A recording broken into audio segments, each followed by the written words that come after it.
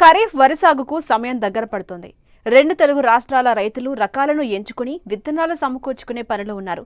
ఈ దశలో రకాల ఎంపిక పట్ల రైతులు తగిన అవగాహనతో ముందడుగు వేయాలి.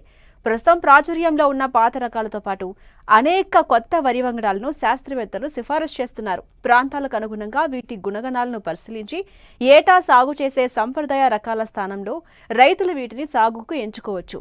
ఖరీఫ్కు అనువైన వరి వంగడాలు, వాటి విశిష్ట లక్షణాల గురించి ఇప్పుడు తెలుసుకుందాం.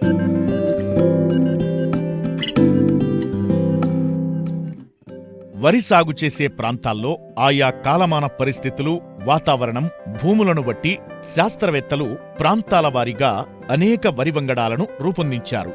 కాని వాతావరణంలో వస్తున్న మార్పుల వల్ల గత దశాబ్ద కాలంలో సాగు రూపురేఖలు మారిపోయాయి. వరి సాగులో నీటి కొరత ఓవైపు, చీడపీడల సమస్య మరోవైపు రైతుకు సవాళ్లు విసురుతుంటే పెరిగిన పెట్టుబడుల వల్ల ఎకరాకు 40 బస్తాలకు పైగా దిగుబడి సాధిస్తేగాని సాగు గిట్టుబాటుగాని పరిస్థితి ఏర్పడింది. తెలంగాణ రాష్ట్రంలో సుమారు వరి సాగు విస్తీర్ణం 24 లక్షల ఎకరాలు. అన్ని జిల్లాల్లోనూ కాలువల కింద, బోరుబావుల కింద అధికంగా వరి సాగు చేస్తూ ఉంటారు. ఈ నేపథ్యంలో దీర్ఘకాలిక రకాల కంటే నీటిని పొదుపుగా ఉపయోగించుకునే వీలున్న స్వల్ప, మధ్యకాలిక వరి వంగడాల సాగును శాస్త్రవేత్తలు ప్రోత్సహిస్తున్నారు. తెలంగాణ రాష్ట్రంలో వానాకాలంలో ఎక్కువ విస్తీర్ణంలో సాగు చేసేటువంటి రకాలలో ప్రధానమైనది ఆర్ఎన్ఆర్ 15048. ఇది తెలంగాణ సోనా పేరుతోనే ఈ ప్రొఫెసర్ జయశంకర్ తెలంగాణ రాష్ట్ర వ్యవసాయ విశ్వవిద్యాలయం నుండి 2015 సంవత్సరంలో విడుదల చేయబడింది. ఈ రకము 125 రోజులకు కోతకొచ్చేటువంటి రకం.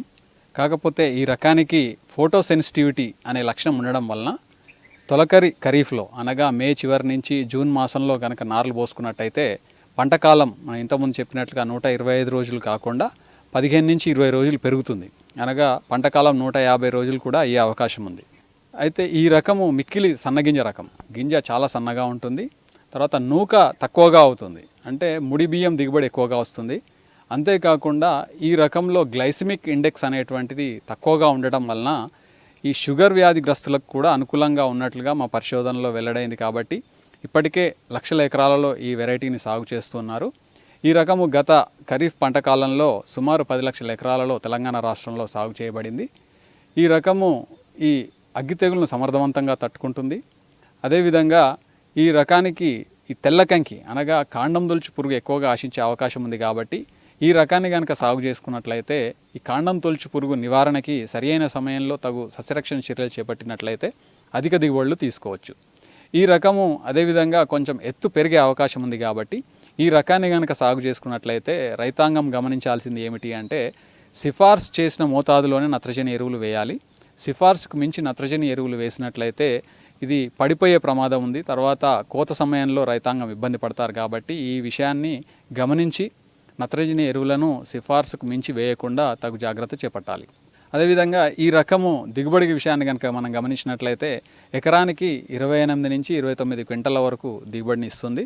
తర్వాత ఈ గింజ కూడా బాగా సన్నగా ఉండడం వలన మార్కెట్లో మంచి ధర అంటే బీపీటీ 5204 కంటే కూడా ఒక క్వింటాల్కి 100 నుంచి 200 రూపాయలు అధిక ధర వచ్చేటువంటి మంచి లక్షణం కలిగినటువంటి రకం తెలంగాణ సోనా రకం ఆర్ఎన్ఆర్ 15048ని మన తెలంగాణ రాష్ట్రంలో వానాకాలంలో జూలై 10 నుంచి జూలై చివరి వరకు నార్లు పోసుకొని 25 రోజులు లేదా 30 రోజుల లోపు కనుక మనం నార్లను ప్రధాన పొలంలో నాటుకున్నట్లయితే అధిక దిగుబడులు పొందే అవకాశం ఉంది.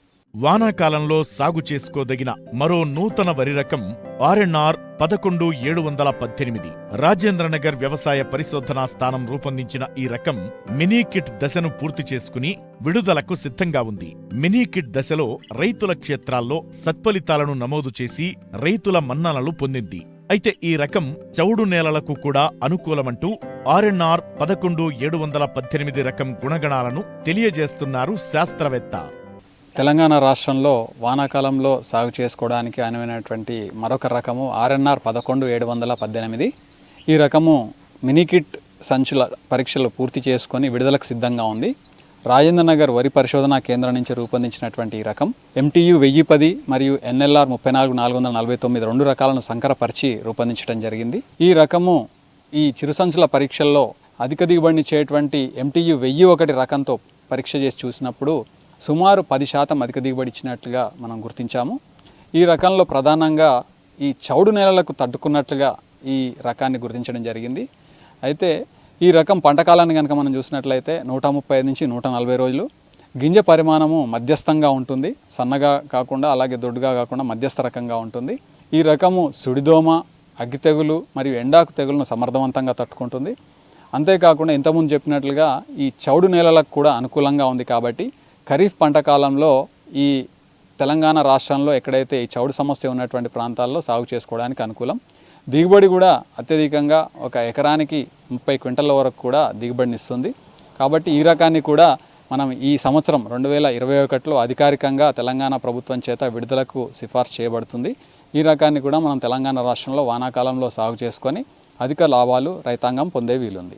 2019లో జగిత్యాల జిల్లా పొలాస ప్రాంతీయ వ్యవసాయ పరిశోధనా స్థానం నుండి విడుదలైన మరో రకం JGL 244-23, JGL 24423.